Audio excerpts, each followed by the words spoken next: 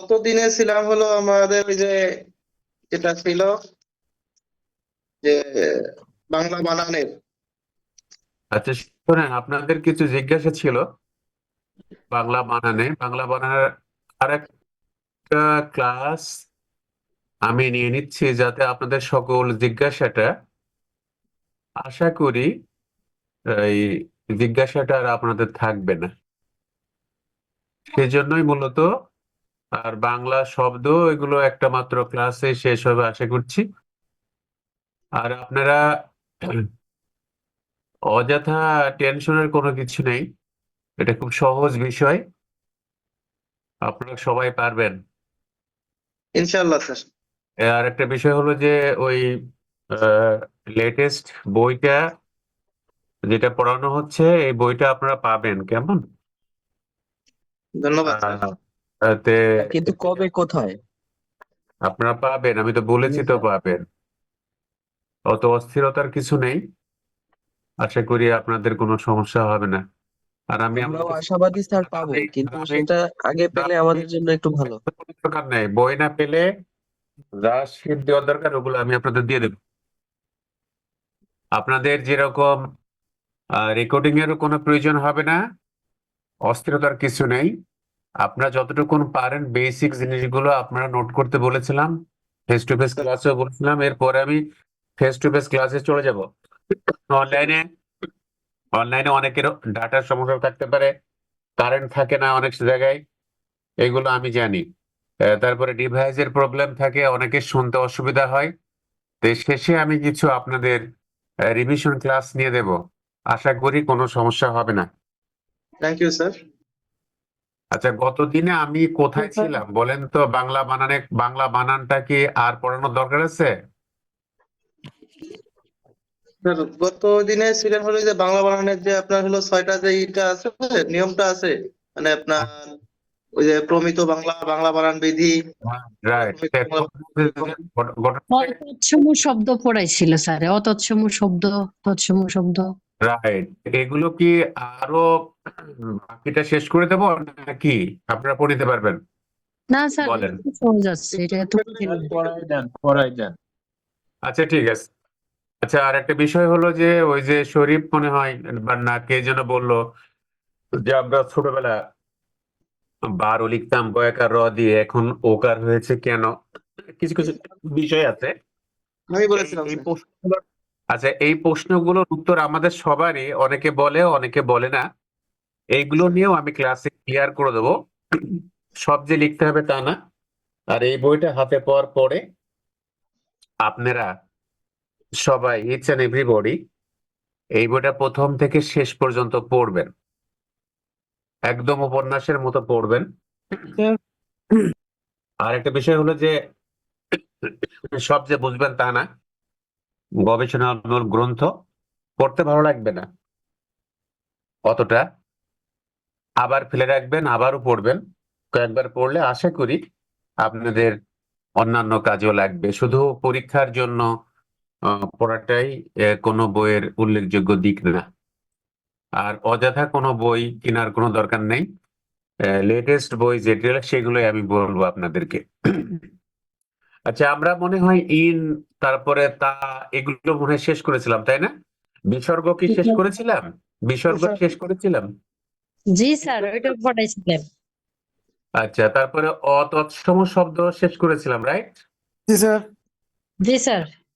আচ্ছা, অতৎসম শব্দ কিভাবে চিনবো এটা আপনারা বোধ করি জানেন, এটা তেমন কিছু না। এর পরে হলো যে আমরা আমরা কি যে বানানটা, তাই না? তুমি কি করছো, এই কি বানান নিয়ে প্রবলেম হয় অনেকেরই। এই যে কি, অনেকে দীর্ঘইকার দিয়ে লেখে, অনেকে আবার হ্রস্বইকার দিয়ে লেখে। আসলে কোথায় কোথায় হ্রস্বইকার হবে আর কোথায় কোথায় দীর্ঘইকার হবে, এটি বাংলা একাডেমি প্রমিত বানানে যে নিয়মটা এখানে আছে সেটা আপনি একটু দেখে নেন। আশা করি এই নিয়মটুকু মনে রাখলে পারেই আর আপনাদের আগামীতে লিখতে আর কোনো প্রবলেম হবে না। একটা হলো পদাশ্রিত নির্দেশকটি, পদাশ্রিত মানে পদের যে শেষে যেটি কি থাকবে, আহ এখন দেখেন পদের শেষে টি থাকে, তাই না? সেটাতে আমরা দেখি যে যদি থাকে তাহলে পরে আমরা কি হয় সেটা টিতে হর্ষিকার হবে। টি কিন্তু আলাদা না, যেরকম ছেলেটি, বইটি, লোকটি, এটা একটা গেল। সর্বনাম, বিশেষণ, ক্রিয়া বিশেষণ, এগুলো সবই আপনারা জানেন। যোজক পদ রূপে এটা, ওই যোজকটা তো বলেছিলাম সেদিনে। আহ তারপরে এগুলো এগুলো হলো কি জানেন, যে এটা মনে হচ্ছে যেন পৃথক পদ। যদি এরকম মনে হয় কখনো, সেক্ষেত্রে মানে এটা মোটা দাগে জেনে রাখেন, এই যে মনে হবে যে অর্থাৎ সংযুক্ত পদ যেটা, যদি এরকম মনে হয় তাহলে যে এটা বই, এটা তো একটা শব্দ হলো, তাই না? এটা বই, ঠিক না? আপনারা বুঝতে পারছেন আমার কথা? স্যার। হ্যাঁ, এটা বই, এটা যদি আমি বলি, এটা তো বাক্যের কোনো অসুবিধা নাই, তাই না? বাক্য হবে। কিন্তু কিন্তু দেখেন, কি যদি পৃথক, কি কিন্তু পৃথক রূপে কিন্তু যদি পদ রূপে বসে, এটা কি বই, এক্ষেত্রে আপনার দীর্ঘইকার হবে। যেরকম কি আনন্দ, কি আর বলবো, কি করছো, কি করে যাব, এগুলো সব দীর্ঘইকার হবে। আপনারা এগুলো খুব ভালো, এটা লেটেস্ট বাংলা একাডেমির বানান যেটা, সেটা কিভাবে, কিরকম, কি রূপে, এগুলো সব দীর্ঘইকার হবে।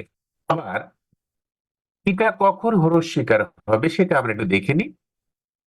যেসব প্রশ্নবাচক বাক্যে উত্তর হ্যাঁ বা না হবে, সোজা কথা, এক শব্দে হ্যাঁ বা না, সেই সব বাক্যে ব্যবহৃত কি হরস্বীকার দিয়ে লেখা হবে।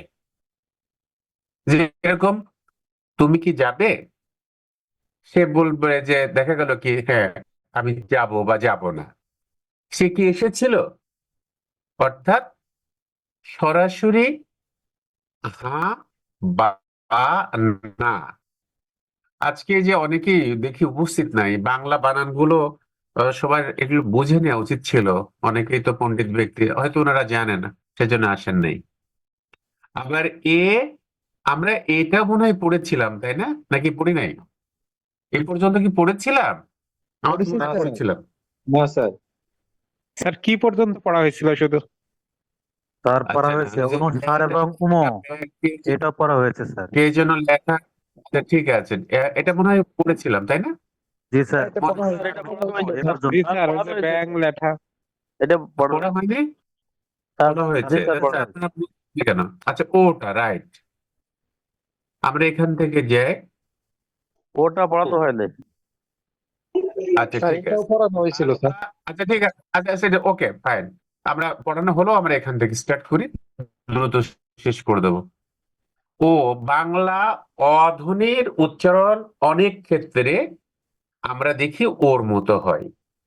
শব্দ শেষে এই অধ্বনি ওকার দিয়ে লেখা যেতে পারে, এটা বাংলা একাডেমি বলেছে এই বানানে। দেখেন আমরা কিন্তু আগে ভালো লিখতাম ভয়াকার ল দিয়ে, তাই না? ছোট সহকার ট দিয়ে লিখতাম না? জি স্যার। কালো, এই যে 11, 11, 12, 13, 15, এসব আমরা শিখে আসছি না ছোটবেলা, তাই না? জি স্যার। কিন্তু কিন্তু বাংলা একাডেমি তার যে সর্বশেষ বানান, সেখানে তারা এই যে 15 যদি আপনি ওকারটা নাও দেন, তবু কিন্তু 15ই হবে। এখানে এই 15-র সাথে একটা অধ্বনি আছে, এই অটার উচ্চারণ কিন্তু ওর মতো হয়। তো সেই জন্য বাংলা একাডেমি এটা না দিয়ে সরাসরি ওকার দিয়েছে।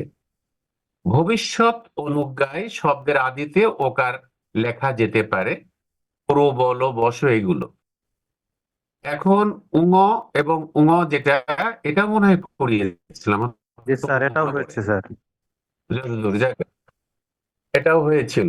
আচ্ছা, খ, আচ্ছা আচ্ছা ঠিক আছে, ওকে, ওটা দেখলাম, আপনি পড়ে নিন।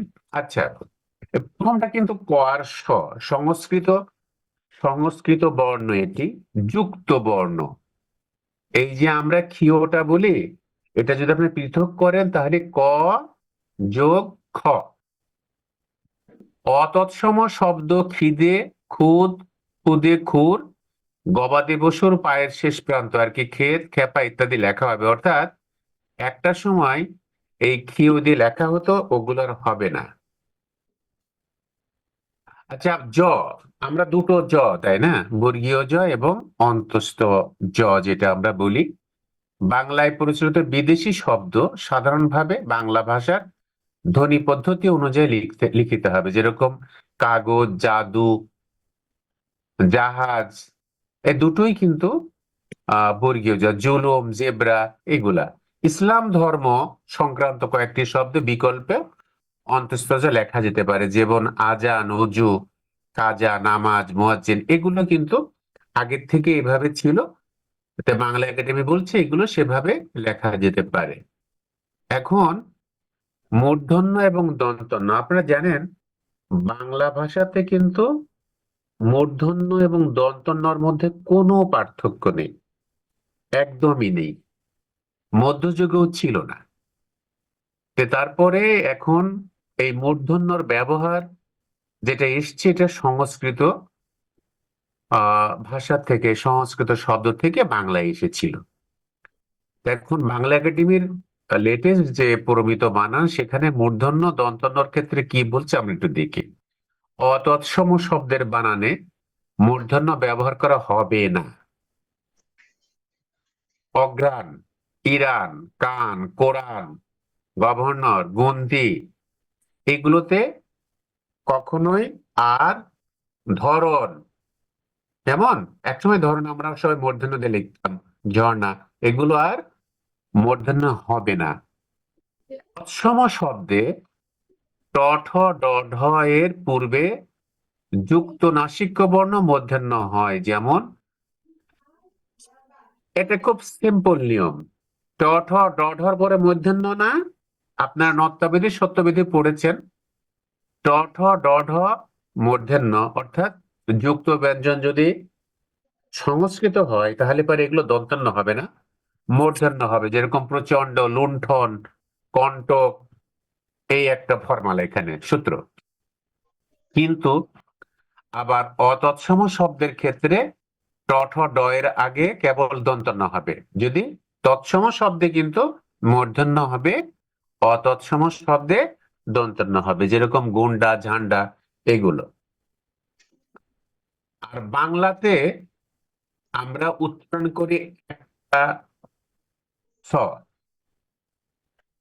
স আমরা ব্যবহার করি কখনো কখনো। তখন বাংলা ভাষায় যেরকম আরবির ক্ষেত্রে, ইংরেজির ক্ষেত্রে স্ট্রেস আছে, বাংলায় কিন্তু কোনো স্ট্রেস নেই। এখানে তালব্য স, মূর্ধন্য স এবং দন্ত স। বিদেশি শব্দের ক্ষেত্রে মূর্ধন্য স ব্যবহারের কোনো প্রয়োজন নেই, যেরকম কিশমিশ, নাস্তা, পোশাক, বেহেশত, শখ, শয়তান, শরবত, এগুলা।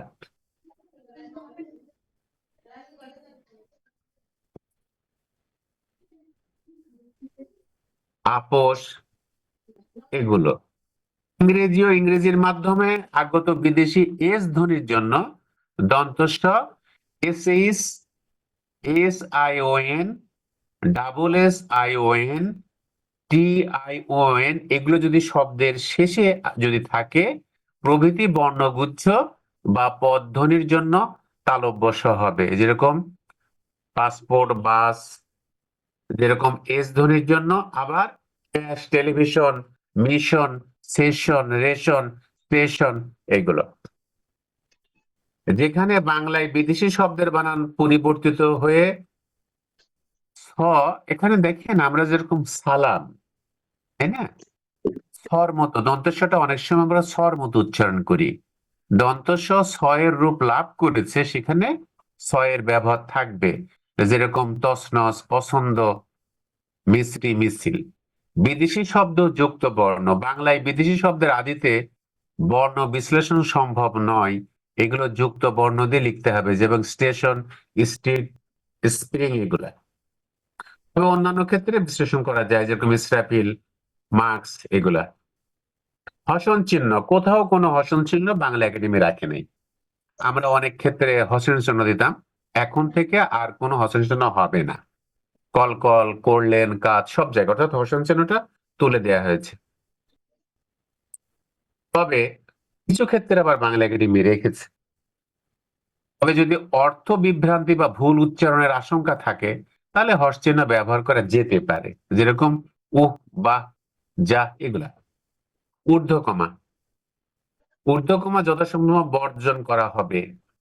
এটার দিনে এই যে বলের বলিয়াটা তো জানেন সাধু শব্দ, সাধু ভাষার শব্দ, এটা চলিত ভাষাই হচ্ছে বলে। তো এখানে বলে লিখতে গেলে পুরাতন আপনার বইপত্রগুলো আপনি একটু দেখবেন, সেখানে এই বয়ের পরে ঊর্ধ্বকমা দেওয়া আছে, হয় হয়ের পরে ঊর্ধ্বকমা, দুজনের পরে দু লিখে অর্ধকমা দেওয়া ছিল। এই অর্ধকমা গুলো আর হবে না। বিবিধ সমাসবদ্ধ শব্দগুলি যথাসম্ভব একসাথে লিখতে হবে।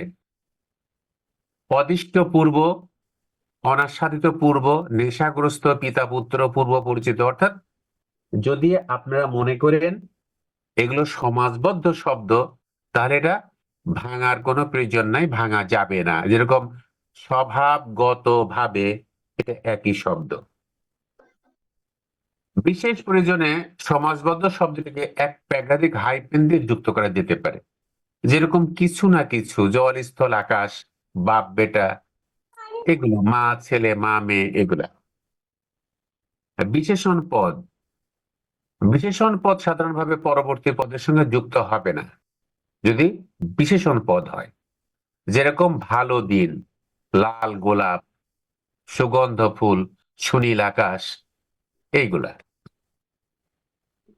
না বাচক না এবং নি এর প্রথমটি না স্বতন্ত্র পদ হিসাবে এবং দ্বিতীয়টি সমাসবদ্ধ হিসেবে ব্যবহৃত হবে, যেরকম করি না কিন্তু করিনি। এছাড়া শব্দের পূর্বে না বাচক উপসর্গ না উত্তর পদের সঙ্গে যুক্ত থাকবে, যেরকম না বালক, নারাজ, না হক, এইগুলা। আপনারা বাকিগুলো আপনারা মোটামুটি পড়ে নেবেন। এই বই আপনাদের হাতে চলে আসবে ওই দিন। আপনারা পড়বেন, পড়ে যেটা করবেন, আমি আর আগাবো না, এগুলো বোঝা যাবে। আপনারা ভালো মতো পড়বেন, পড়ার পরে যেখানে যেখানে আপনারা বুঝবেন না সেইখানে আমাকে জিজ্ঞাসা করবেন। স্যার কাইন্ডলি কি আমি একটা তাই প্রশ্ন পাবো। করব? আচ্ছা শোনেন, আমি বলি। স্যার আমি এটা এখন প্রশ্নটা কেমন হতে পারে? আহ, আচ্ছা, খালি প্রশ্ন নিয়ে, আরে বাবা রে, এটা তো আপনাদের জানার দরকার, শিখতে হবে। এগুলো বাংলা বানান নিয়ম, শোনেন, বাংলা বানান নিয়ম শিখতে হবে না? আপনারা যদি এই যে ভুল করেন, বানান ভুল করেন, এগুলো যদি ভালো করে শেখেন, সারা জীবনকার মতো বানান ভুল শেষ, তাই না? আসসালামু আলাইকুম স্যার। তা আপনারা যদি এগুলো ভালো করে পড়েন, তাহলে পারে আপনাদের আপনাদের তাহলে পারে কি হবে, আর কোনো কিছু ভুল হওয়ার কোনো সম্ভাবনা নেই। স্যার আচ্ছা, জি, আচ্ছা, আর কথা আসসালামু বলেন, আলাইকুম স্যার। এই কথা বলার কোনো প্রয়োজন নেই, আপাতত আমি কথা বলার সুযোগ দেব। আপনারা আপনাদের মনে কিছু প্রশ্ন ছিল, যে প্রশ্নগুলো এই এই এই যে এখন যে বিষয়গুলো পড়ানো হবে, এগুলো হচ্ছে যে সূত্রগুলো, এই সূত্রগুলো ক্লিয়ার করার জন্য।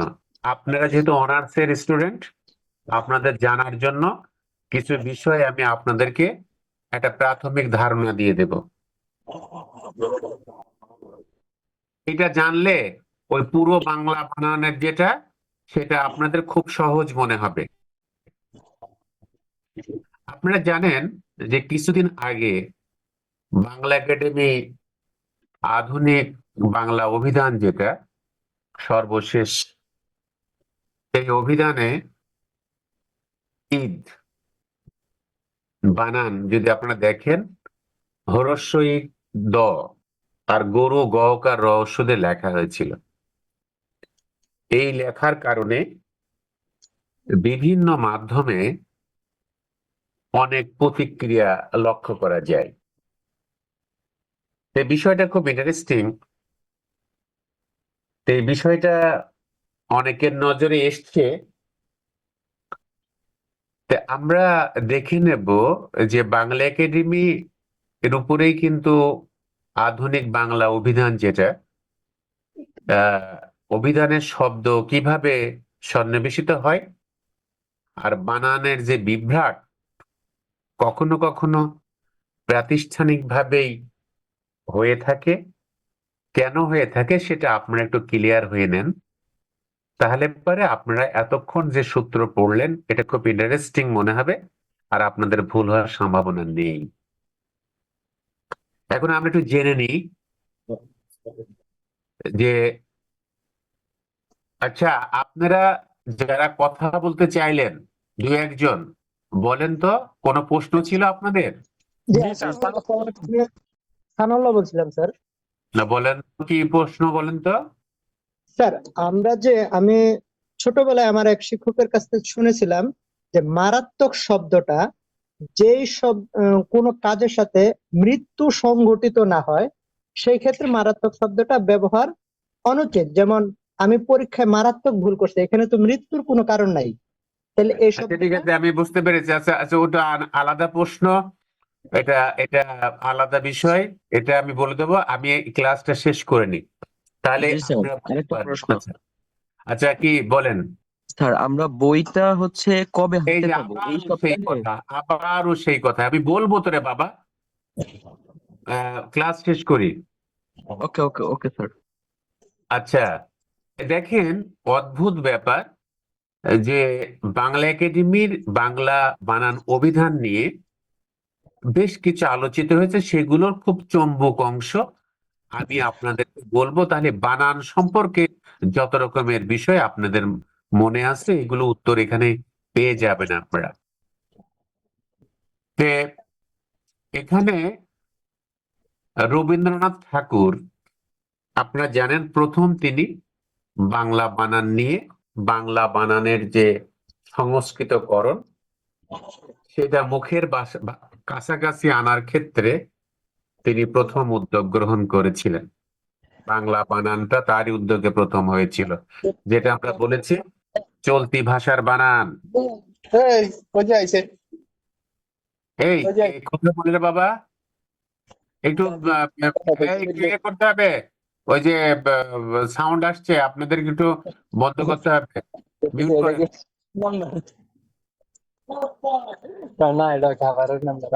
মিউট করেন। একটু আনমিউট করে নেন, আপনারা যারা কথা বলছেন একটু আনমিউট করে নেন।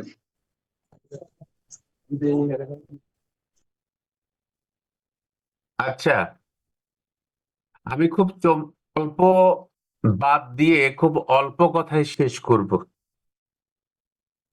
বাংলা একাডেমি যে বানান পদ্ধতি, আপনারা জানেন বাংলা বানান প্রমিতকরণ শুরু হয়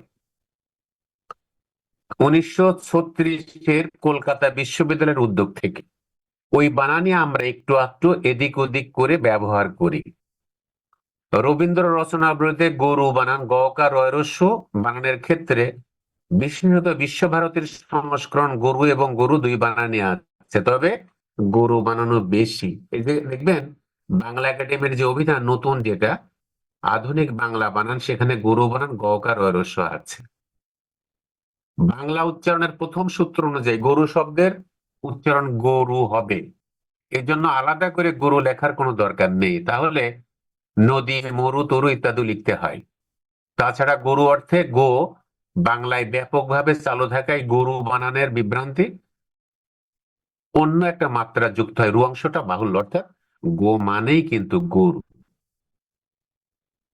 এই বানান এসেছে ব্যুৎপত্তির যুক্তিতে। বাংলা উচ্চারণে ব্যুৎপত্তিটা মানে জানেন আপনারা? মনে রাখতে হবে কয়েকশো বছর ধরে ধারাবাহিকভাবে ব্যবহৃত বানানের ঐতিহ্য আর কোন মূল ভাষার মূল শব্দের অনুকরণে বানান প্রমিতকরণ সম্পূর্ণ ভিন্ন জিনিস। আমাদের বেশিরভাগ আলোচক এই মূল্যবান সূত্রটি গুলিয়ে ফেলেন। বাংলা একাডেমির সর্বশেষ অভিধানে ওকারের প্রাধান্য আছে। এই যে কে যেন বলেছিলেন স্যার, এই যে 12 বয়াকার র, এখন আমরা যে রকার লিখছি কেন স্যার আমরা লিখছি?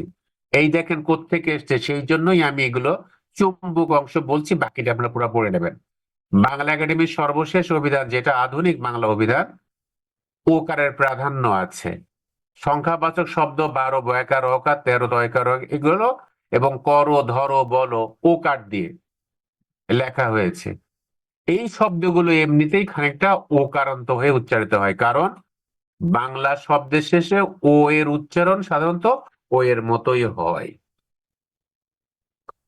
এরপরে আমরা আর একটা বিষয় দেখব, খুব অল্প কথাই বলে যাব, আপনারা চুম্বক অংশ নোট করে নেবেন, পরে পড়তে যখন যাবেন যাতে ভুল না হয়। বানানের যে সংকট আমরাই তৈরি করেছি। বানান নিয়ে সাধারণ মানুষ এখন প্রশ্ন তোলে, আর বাংলা একাডেমি সেসব প্রশ্নের জবাব দিতে গিয়ে হিমশিম খায়। এর নমুনা ঈদ এবং গুরু, এই দুটি বানান।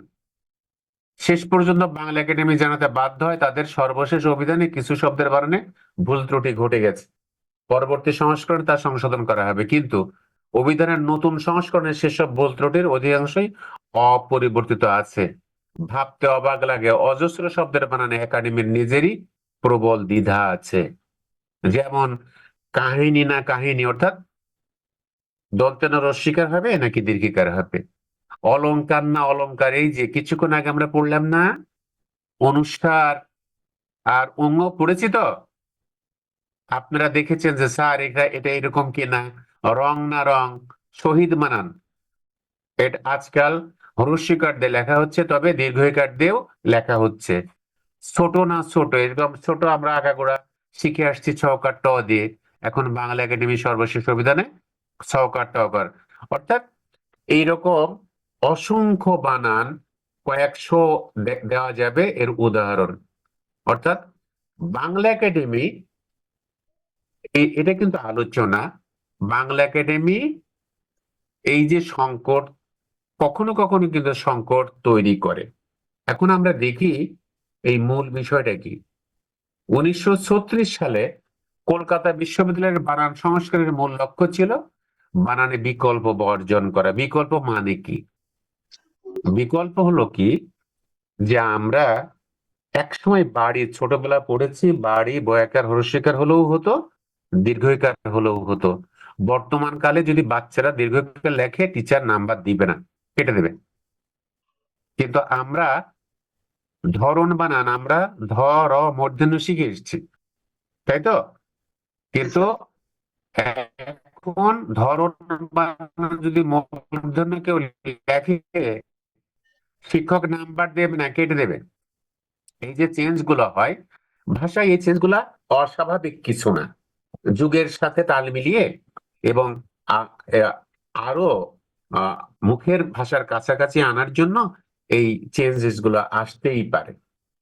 বাংলা একাডেমি 1992 সালে যে উদ্যোগ নেয়, সেখানেও বিকল্প বর্জনের ব্যাপারটি গুরুত্ব দেওয়া হয়, তবে স্বীকারও করে নেওয়া হয় বিকল্প হয়তো একেবারে পরিহার করা যাবে না, কিন্তু যথাসাধ্য তা কমিয়ে আনা হবে। তো অর্থাৎ বাংলা একাডেমির 1992 এর যে প্রমিত বানান, সেখানেও বিকল্প ছিল। আর বাংলা একাডেমি কি করেছে? বাংলা একাডেমি কোনো বানান নিয়ম আসলে করে নাই।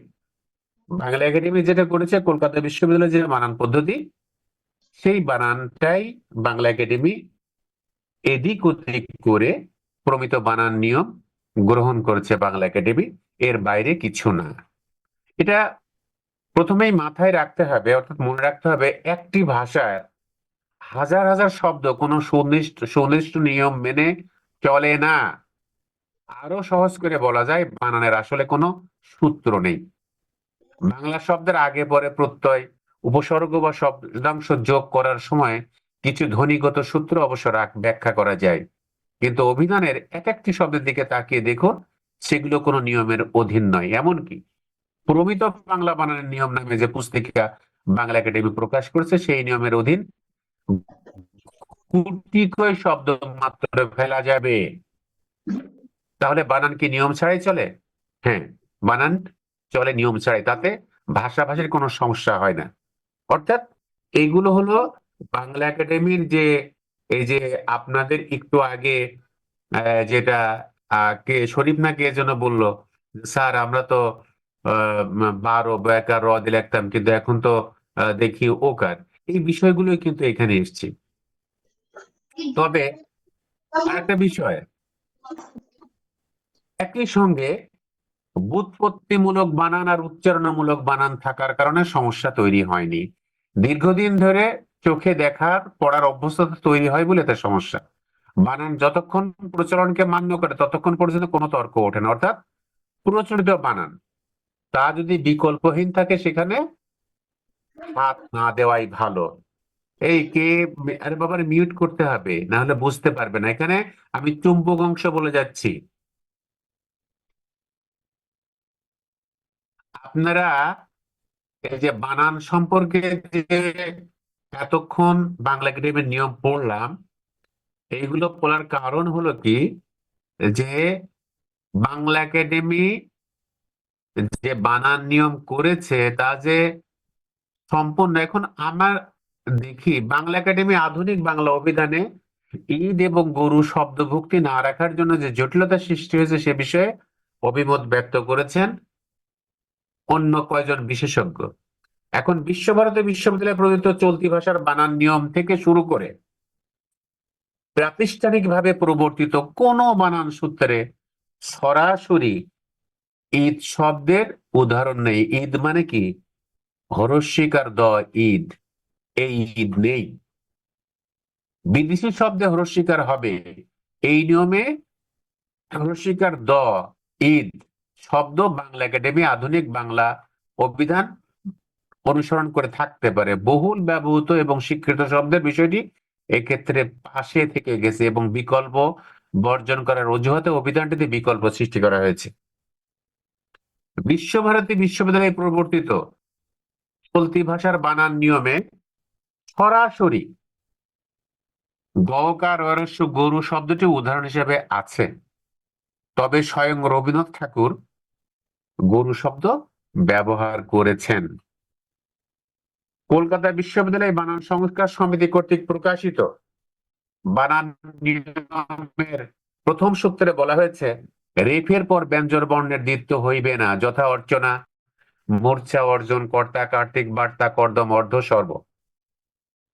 সুনীতি কুমার চট্টোপাধ্যায়ের পিতা হরিদাস চট্টোপাধ্যায় সহ তৎকালীন অনেক পণ্ডিত ব্যক্তি এই নিয়মের বিরুদ্ধে প্রবল আন্দোলন গড়ে তোলেন।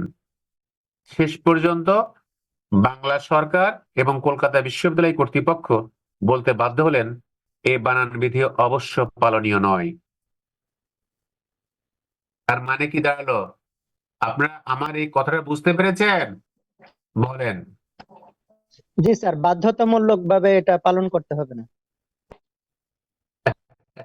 আরে বাবারে, আমি তা বলিনি, আমি আপনাদেরকে বোঝানোর জন্য বলছি। কিন্তু আপনি যখন খাতায় প্রশ্ন লিখবেন, আপনারা যখন খাতায়, আমি আপনাদেরকে এটা অ্যাডিশনাল ওইটার জন্য, কিন্তু আপনি যখন খাতায় লিখবেন, আমরা বাংলাদেশে বাস করি, যেটা বাংলা একাডেমির সূত্র বেঁধে দিচ্ছে সেই সূত্রের বাইরে আমরা যেতে পারছি না। তবে এইগুলো কেন, আপনারা যেহেতু সিনিয়র, আপনাদের এটা জানা খুব জরুরি। আপনারা যখন বইটা হাতে পাবেন তখন পুরোটা যখন পড়বেন তখন ক্লিয়ার হয়ে যাবে। আচ্ছা, আচ্ছা, একটু শেষ করি। বাংলা একাডেমি থেকে প্রকাশিত বাংলা একাডেমি ব্যবহারিক বাংলা অভিধান সুধীমহল কর্তৃক প্রশংসিত হয়েছিল। বাংলা একাডেমি ব্যবহারিক বাংলা অভিধান অনুসরণ করেই বাংলা একাডেমির সংক্ষিপ্ত বাংলা অভিধান প্রণীত হয়েছে। প্রাতিষ্ঠানিক গ্রহণযোগ্যতার জন্য ধারাবাহিকতা গুরুত্বপূর্ণ বিষয় হিসেবে বিবেচিত। এই কে প্রশ্ন করবেন বলেন তো? স্যার আপনি কে? ফারুক স্যার।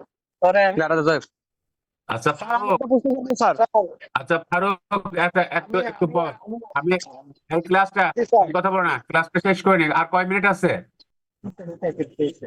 স্যার প্রশ্ন করবো? হ্যাঁ, 12 মিনিট। আচ্ছা, আজকে আমি এই এই বানানের ক্লাস শেষ করব। ফারুক দাঁড়ান, আমি এটা শেষ করে নিই। আচ্ছা, স্যার আমার একটা প্রশ্ন ছিল স্যার। আরে বাবারে, সব প্রশ্ন নিব, লিখে রাখেন, আমি একটু শেষ করে নিই ক্লাস। আচ্ছা, আমরা এখন দেখব যে বাংলা একাডেমি সর্বশেষ যে অভিধান, আপনারা কথা বললে কিন্তু হবে না, এটা কিন্তু খুব ইম্পর্টেন্ট ক্লাস। বাংলা একাডেমির সর্বশেষ যে অভিধান, তাতে গরু বানান গড় ও হ্রস্ব দিয়ে নেই, কিন্তু আমরা সারা জীবন সারা কাল গড় ও হ্রস্ব দিয়ে লিখে এসেছি, ব্যবহার করে এসেছি। এবং বাংলাদেশের যে বাংলা একাডেমি প্রবর্তিত প্রথম থেকে যে অভিধানগুলো, ব্যবহারিক বাংলা অভিধান বা সংক্ষিপ্ত বাংলা অভিধান, আগের অভিধানগুলোতে গরু বানান গড় ও হ্রস্ব দিয়ে আছে। এই গরু বানান নিয়ে রবীন্দ্রনাথ ঠাকুর কি বলেছেন আমরা একটু দেখব। বাংলা বানান সংস্কার সমিতিও রবীন্দ্রনাথ ঠাকুর প্রসঙ্গে এই সূত্রে একদিনের একটি কাহিনী বলি।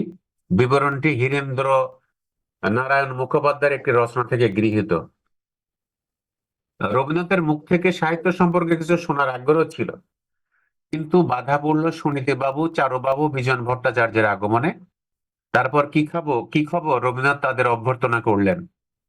বানান পরিষদের দায়িত্ব পড়েছে ঘাড়ে, অর্থাৎ এই যে সুনীতি কুমার, চারুবাবু এবং বিজন ভট্টাচার্য যারা গিয়েছিলেন, এরাই কিন্তু কলকাতা বিশ্ববিদ্যালয়ের বানান যে পদ্ধতি, এনারাই করেছেন।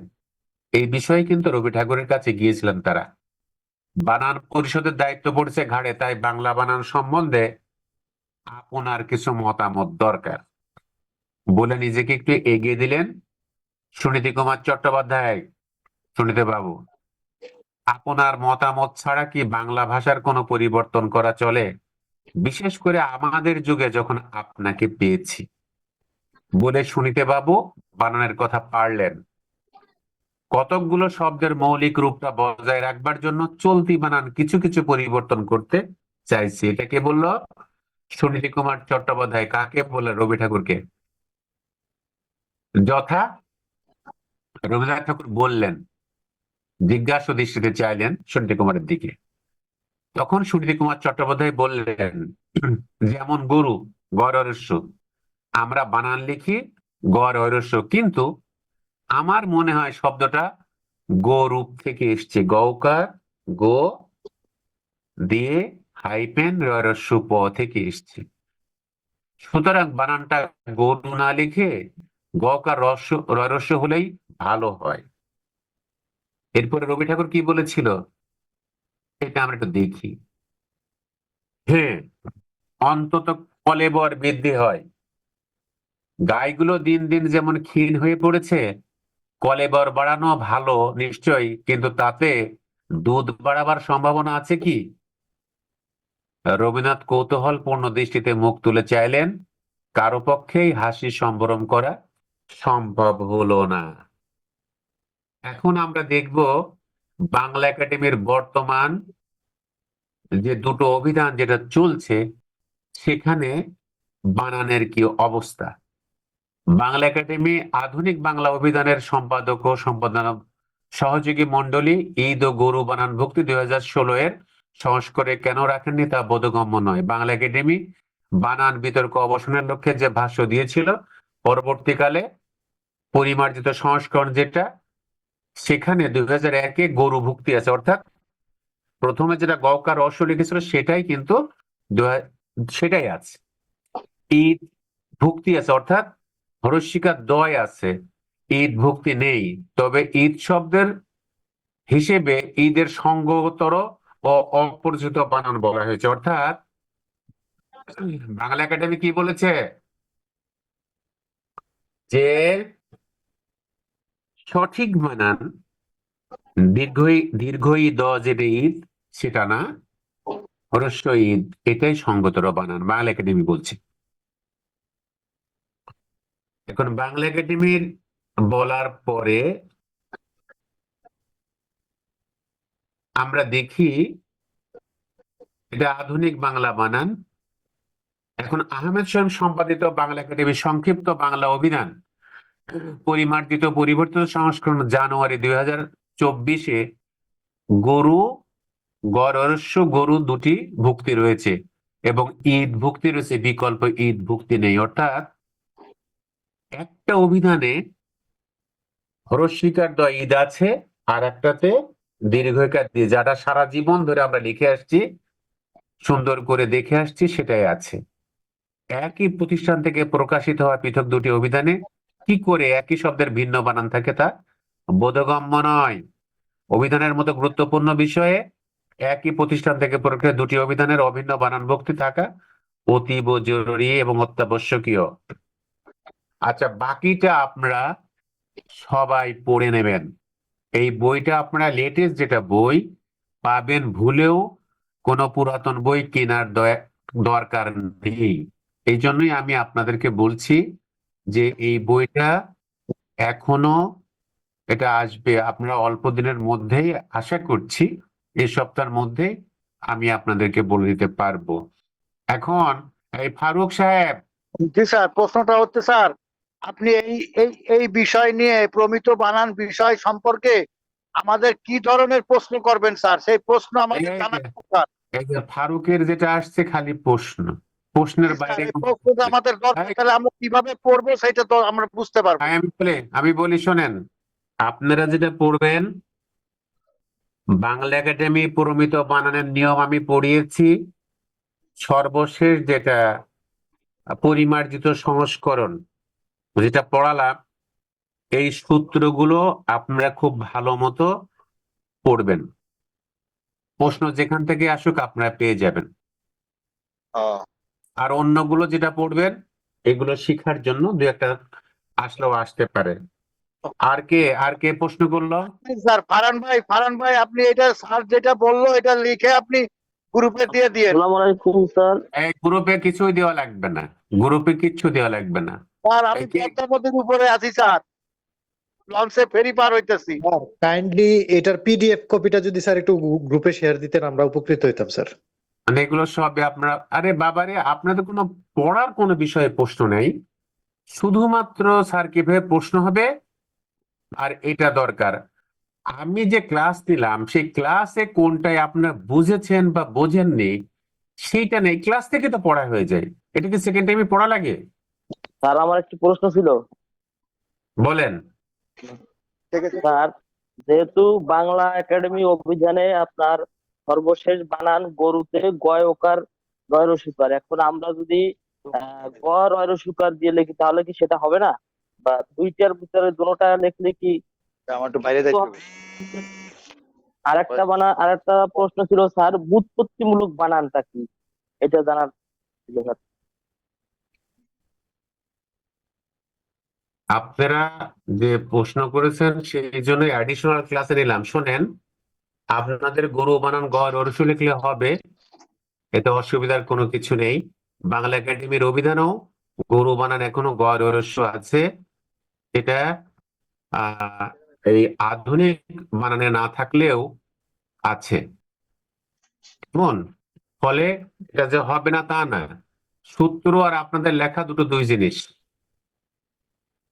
এটাই গরু শব্দ বা ঈদ শব্দ যেটা বললাম আপনাদের বোঝার জন্য, যে বাংলা এই যে বোঝা লাগবে না। না আপনারা কথা বলছেন কেন রে ভাই? আপনারা আগে বুঝে নেন। আচ্ছা, আপনাদেরকে যে বিষয়টা আমি আপনাকে বলে দিই, যে দাঁড়ান,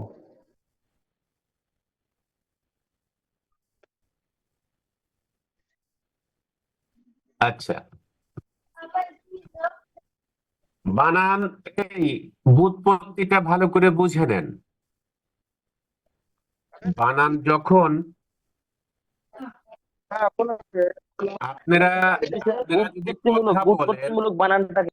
আরে বাবারে, সেটাই বলছি, কিন্তু আপনারা যদি মিউট না করেন তাহলে বড়ই অসুবিধা, সাউন্ড আসলে অসুবিধা। বানান যখন মূল শব্দের চেহারা অনুসরণ করে তখন তাকে বলা হয় ব্যুৎপত্তিমূলক বানান। বানান যেরকম কর্ণ শব্দ থেকে কান এসছে, উৎপত্তি হয়েছে, বুঝলেন? অর্থাৎ মূল যে শব্দ সেই চেহারা অনুসরণ করেই কিন্তু শব্দ গঠিত হয়েছে। বানান যখন মূল শব্দের চেহারা অনুসরণ করে তখন তাকে বলা হয় ব্যুৎপত্তিমূলক বানান। মনে থাকবে, যেমন কর্ণ থেকে কান, পূর্ব থেকে পূব, যদ্যপি থেকে যদি, এই সকল শব্দ আমরা পেয়েছি। এই যে যদ্যপি, এটা কিন্তু সংস্কৃত শব্দ। এর আগে প্রমিত বানানের যে উদ্ভব, প্রমিত ভাষার যে উদ্ভব, সেখানে কিন্তু আমি দেখিয়েছিলাম আপনাদের যে সংস্কৃত শব্দ, তারপরে প্রাকৃত, তারপরে কিভাবে অপভ্রংশ, তারপরে বাংলা শব্দের উৎপত্তি কিন্তু আমি দেখিয়েছিলাম। তো অর্থাৎ বানান যখন মূল শব্দের চেহারা অনুসরণ করে তখন তাকে বলা হয় ব্যুৎপত্তিমূলক বানান। মনে থাকবে? বুঝতে পেরেছেন কিনা? ক্লিয়ার? আরেকবার বলেন স্যার, আরেকবার বলেন। স্যার আরেকবার বলেন। বানানটা আমি বলি আপনাদেরকে। আমাদের যে শব্দের যে উৎপত্তি হয়েছে কিভাবে আপনারা জানেন, সেটা হলো যে সংস্কৃত শব্দ থেকে কিছু শব্দ আমরা সরাসরি পেয়েছি। কারণটা কি? কারণ হচ্ছে কি, যে এখানকার যে সংস্কৃত গ্রন্থ এই অঞ্চলের সব থেকে প্রাচীন গ্রন্থ, তো সেখান থেকে আমরা কিছু পেয়েছি। আবার কিছু শব্দ, সংস্কৃত শব্দ প্রাকৃত শব্দের মাধ্যমে পরিবর্তিত হয়ে বাংলা ভাষায় এসছে, সেটা কিন্তু আমরা পেয়েছি, তাই না? যে শব্দের যে উৎপত্তি হয়েছে, দেখুন কর্ণ থেকে কান শব্দের উৎপত্তি হয়েছে, এটা কিন্তু শব্দ কিন্তু কর্ণ, সংস্কৃত কর্ণ মানে কান, তাই না? তো দেখেন এই কর্ণ থেকে কান, এই শব্দের যে চেহারা, এটা আমি তো বলছি ভাই, সেটা এটা তো ঠিকই। বড় ভাই। এটা সমস্যাটা কি? মিউট করে না কে রে? দেখো তো বাবা, মিউট করতে বলি। কে এরকম আনমিউট করে কথা বলছেন? সবাই উদ্দেশ্য কি করি সেটা হলো, আপনারা স্যার কিন্তু বারবার এটা বলতেছে যে একটু আনমিউট করে নেন আপনারা, কিন্তু আসলে স্যারও বিরক্ত হচ্ছে, আসলে ক্লাসটাও ভালোভাবে নেওয়া হচ্ছে না। একটু আপনারা স্যারের কথাটা একটু অনুসরণ করেন। ঠিক আছে। আর একটা দেখেন, পূর্ব, পূর্ব শুধুমাত্র রেপটা রেপটা নাই। পূব, আমরা পূব দিক বলি না? আবার দেখেন যদ্যপি, যদ্যপি থেকে যদি, এই যে দেখেন যে চেহারা, বানান যখন মূল শব্দের চেহারা অনুসরণ করে, অর্থাৎ যে শব্দ থেকে এই শব্দের উৎপত্তি হয়ে বাংলা ভাষায় গৃহীত হয়েছে, তার যে মূল শব্দ ছিল সেই শব্দকে যদি অনুসরণ করে শব্দের উৎপত্তি হয়, এই রকম ক্ষেত্রে আমরা ব্যুৎপত্তিগত বানান আমরা বলবো। মনে থাকবে? আরেকটু ক্লিয়ার করে দিই, 19 শতকের শুরুতে যখন ছাপাখানা প্রতিষ্ঠিত হয়, আপনারা জানেন 1801 সালে প্রথম বাংলার যে বানান লিখিত হয়, বাংলার যে বইপত্র লিখিত হয় 19 শতকের শুরু, সেই জন্য আমরা বলছি 1800 সালে প্রতিষ্ঠিত হয় ফোর্ট উইলিয়াম কলেজ। 1801 সালে যখন ছাপাখানা প্রতিষ্ঠা হয়, তখন ব্যুৎপত্তিমূলক বানান প্রতিষ্ঠা পায়। কারণটা কি? সংস্কৃত পণ্ডিতরা যখন লিখেছিলেন, মৃত্যুঞ্জয় বিদ্যালঙ্কার, রামরাম বসু থেকে শুরু করে আর যারা, তাদের সামনে আদর্শ কোনো বাংলা বই ছিল না। এই আদর্শ কোনো লিখিত বাংলা বই না থাকার কারণে তারা যেহেতু ওই সংস্কৃত পণ্ডিত ছিলেন, তারা ভালো বাংলা জানতেন না, এটা একটা কারণ। তখন সংস্কৃত চর্চায় চলতো, এই সংস্কৃতটা থেকেই বাংলাতে বাংলায় মোটামুটি ট্রান্সলেশন করার মতো বই হয়েছে। তখন ব্যুৎপত্তি, তখন কিন্তু ওই বানানটা ঠিক রেখে বাংলার যে বই লেখা হয় তখনই কিন্তু ব্যুৎপত্তিমূলক বানানের প্রথম সূচনা প্রতিষ্ঠা পায়। এর কারণ ওই সময় বাংলা ভাষার নিয়ন্ত্রণ ছিল সংস্কৃত পণ্ডিতের হাতে। প্রায় 100 বছর ব্যুৎপত্তিমূলক বানান বাংলা শব্দকে নিয়ন্ত্রণ করেছে। এরপর রবীন্দ্রনাথ ঠাকুর বানানে উচ্চারণকে গুরুত্ব দিলেন। তার প্রভাবে দন্তন্য, হ্রস্বই, হ্রস্ব ও অনুসার এসব বর্ণের প্রাধান্য পায় বাংলা শব্দে। মধ্যযুগের বাংলা বানানো ছিল উচ্চারণমূলক, অর্থাৎ আমরা দেখি মধ্যযুগে কিন্তু বাংলা বানানের, বাংলা বইপত্রের উপস্থিতি যে ছিল না তা না, ছিল। অদ্ভুত ব্যাপার, মধ্যযুগকে আধুনিক যুগ অর্থাৎ 19 শতকের শুরুতে যারা বই লেখা শুরু করলেন তারা গ্রহণ করেননি। তারা সংস্কৃত আদলে বাংলা বই লেখা শুরু করেছিলেন।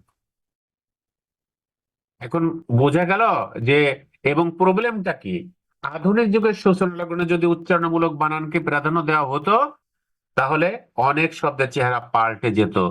তৎসম অতৎসম শব্দের বানানের নিয়ম নিয়ে যে ভিন্নতা আছে তাও কেটে যেত। অর্থাৎ এই সূচনাটা হয়েছিল একদম গোড়ায়, যে সকল সংস্কৃত পণ্ডিত বাংলাকে নিয়ন্ত্রণ করতেন তাদের হাতেই। এই জন্যই বানান বিভ্রাট বাংলা ভাষায় হয়ে গেছে। বুঝতে পেরেছেন নাকি আর কিছু ব্যুৎপত্তি আর বোঝানো? স্যার আর একটা প্রশ্ন আছে এই এই ব্যুৎপত্তিগত শব্দে স্যার, এই বলেন। যেমন আগুন, আগুনের অনেক রকমের শব্দ আছে, প্রতিশব্দ আছে। তো কর্ণ, কর্ণ, কানের অনেক রকমের প্রতিশব্দ আছে। তো এখন দেখা যাচ্ছে যে একটা একবার না, কে এটা কে কথা বললো? ফারুক স্যার। এই ফারুক, এটা তো আলাদা জিনিস, এর ভিতরে ঢুকেন না। ওগুলো ওগুলো তো একই শব্দের ভিন্নার্থ, ওগুলো আলাদা জিনিস। ওগুলো এখানে তাহলে তো সেইখানে ব্যুৎপত্তিগত অর্থ হয় না স্যার। আরে আবারও বলে ব্যুৎপত্তিগুলো অর্থ হয় না, ওটা ওটা সম্পূর্ণ আলাদা জিনিস। ওটা হলো যে একই শব্দের ভিন্ন অর্থ, ওটা আলাদা জিনিস। জি, এই ফারুক ওদিন ক্লাসে ছিল না, ও কিছু জানে না। এই ফারুক থাকেন, ঠিক আছে। চুপ থাকেন। ঠিক আছে, তাহলে পরে আমরা আগামী দিনে এই বানানের ক্লাস আজকে শেষ। স্যার আগামী দিনে আমরা যে আজকে যে নির্ধারিত ক্লাস ছিল বাংলা শব্দের যে উৎপত্তি সেই ক্লাস হবে। আমরা বাংলা শব্দের উৎপত্তির পরে আর একটা ক্লাস নিয়ে আমরা মোটামুটি শেষের দিকে চলে যাব।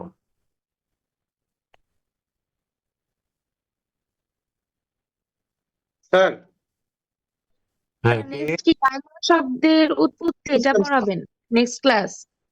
স্যার হ্যাঁ, 22 আপনাদের তারিখ থেকে আপনাদের আপনাদের আপনাদের কি জানতে ইচ্ছে হয় কোন ক্লাসটা নিলে বলেন তো, কি কি জানতে আর ইচ্ছে হয় যে এই জিনিসটা আমরা স্যার বুঝি নাই, জানি না, এই ক্লাসটা নেওয়ার দরকার, বলেন। স্যার আমি জিজ্ঞেস করছি যে স্যার নেক্সট ক্লাস, এটা তো আজকে শেষ স্যার বানানের নিয়ম, হ্যাঁ, তো হ্যাঁ, নেক্সট right. ক্লাস যখন করাবেন তো তখন হুম। স্যার এটা কোন টপিক নিয়ে আলোচনা করবেন স্যার, এটা জানতে চাচ্ছি। বাংলা শব্দের উৎসগত শ্রেণীবিন্যাস ওকে স্যার, ঠিক আছে, থ্যাংক ইউ। এবং বাংলা শব্দের উৎপত্তিগত যে বিষয়গুলো আছে সেগুলো আমরা আগামী ক্লাসে এটা নিয়ে আলোচনা করা হবে। আশা করি একটা ক্লাসে এটা কমপ্লিট করা যাবে। জি স্যার, ইনশাল্লাহ।